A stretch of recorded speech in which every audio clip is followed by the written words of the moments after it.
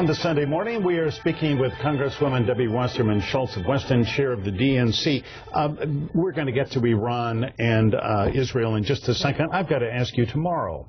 I am told, I have read in the Wall Street Journal that Mr. Obama is going to unveil the budget for the coming fiscal year.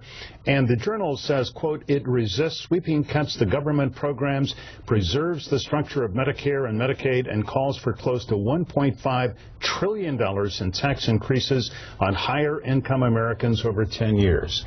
Have you seen this budget, and is sort of taxing well-to-do people, is that sort of the mantra here for the next 10 months until the election? Since the president is rolling it out tomorrow, I have not seen the budget. As a member of Congress, they don't generally give us a preview ahead of time, but I think we can expect that President Obama's budget will reflect what he's been pushing for over 2 years now, which is to make sure that when we focus on deficit reduction, when we focus on continuing to get our fiscal house in order, that we strike a balance between budget cuts, which we absolutely need to do on programs that are no longer necessary or that are not efficient, and making sure that everyone plays by the same rules, that we close tax loopholes, that we make sure that we incentivize companies who are shipping jobs overseas and to create them here. And Republicans are going to say this is just redistribution of wealth. I mean, we can hear the mantra coming. Everyone in America deserves an opportunity to be successful, not just people who already are, and that's what President Obama's budget will reflect. All right, let's move on here to a huge concern for this country and for the administration, for everyone in the Middle East, and that is the development of nuclear weapons by Iran. They continue, we can see, to move towards that.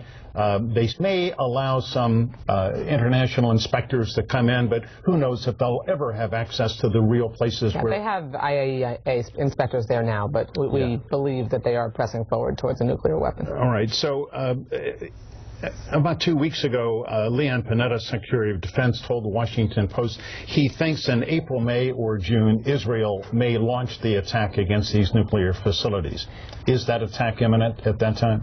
Well, there really isn't a way to tell, and some of it is classified information. I'm not fully privy to all of that, but with the information that I have, the good news for us is that between the United States and Israel, we have the closest security cooperation that we have ever had between our two countries.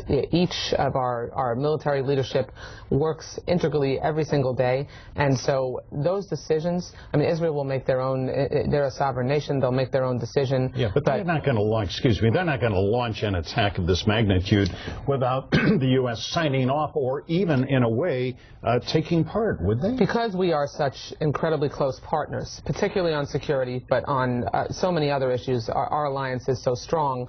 It is incredibly important that we continue to work with Israel on making sure that we do everything we can economically, diplomatically, and then, as President Obama has repeatedly said, leaving no options off the table so that we can prevent and deter and prevent a nuclear-armed Iran. Well, that will continue. I think everyone in this country wants that that goal, not a nuclear-armed Iran. That's right. Debbie Wasserman Schultz, always fun to talk with you. Thanks for coming in, and we'll mix it up another time pretty soon, I'm sure. All right. Up next, there was a big